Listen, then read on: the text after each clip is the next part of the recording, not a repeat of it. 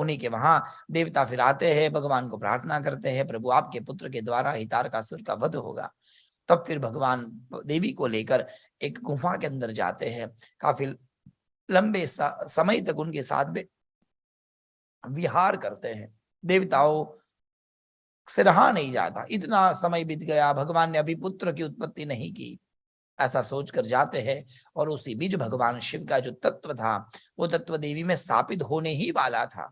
ये सब यौगिक क्रिया थी, ये हमें समझ में नहीं आता, परंतु पहले के जमाने में ऐसे यौगिक क्रियाएं होती थी। अपने शरीर से तत्व निकालकर व्यक्ति दूसरे शरीर तक पहुंच सकता था, ये एक यौगिक प्रक्रिया थी।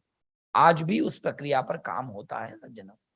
पहले के जमाने के योगी एक शरीर से निकलकर दूसरे शरीर में जा सकते थे, जैसे शंकराचार्य भी गए। समझ में नहीं आएगा तो हमारी बुद्धि छोटी है, बोलो जय श्री कृष्ण, नहीं आएगा, क्योंकि हमको भगवान ने 500 बार MB का मेमोरी कार्ड दिया है। ये सब तो बहुत बड़ी बड़ी बातें है योगी की, पर होता था।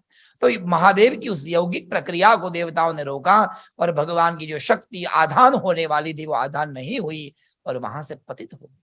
एक कपोत नाम का पक्षी उस शक्ति को लेकर गंगा जी में प्रवाहित कर देता है। गंगा जी में वो शक्ति बहने लगती है दक्षिण भारत की ओर जाकर, वहां जहां 6 प्रकार की गंगा जी ने उसको धारण किया, इसलिए वो गंगा पुत्र भी कहलाते हैं कार्तिकेय भगवान। उसके बाद में कृत्तिका आदि 6 नक्षत्रों ने उसको धारण किया और 6 पुत्रों का जन्म हुआ और बाद में वो एक पुत्र हो गया।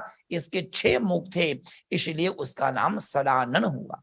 कृत्तिका नक्षत्र में प्रकट हुए हैं, इसे लोग उनको कार्तिकेय के नाम से जानते हैं।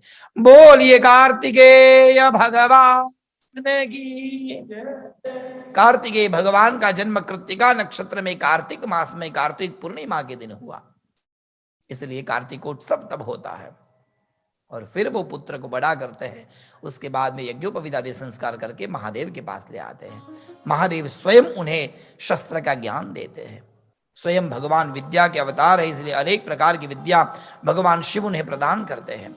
और जैसे कि कथा आपको पता है, महादेव की ही कृपा से कार्तिकेय भगवान एक महान योद्धा बनते हैं और योद्धा बनने के बाद में फिर कार्तिकेय भगवान सभी देवताओं की सहायता से तारकासुर के ऊपर आक्रमण करते हैं। भयंकर युद्ध होता है और अंततोगत्वा भगवान महादेव की कृपा से, महादेव की शिक्षा से और मां भगवती पार्वती की कृपा से कार्तिकेय भगवान तारकासुर का वध करते हैं।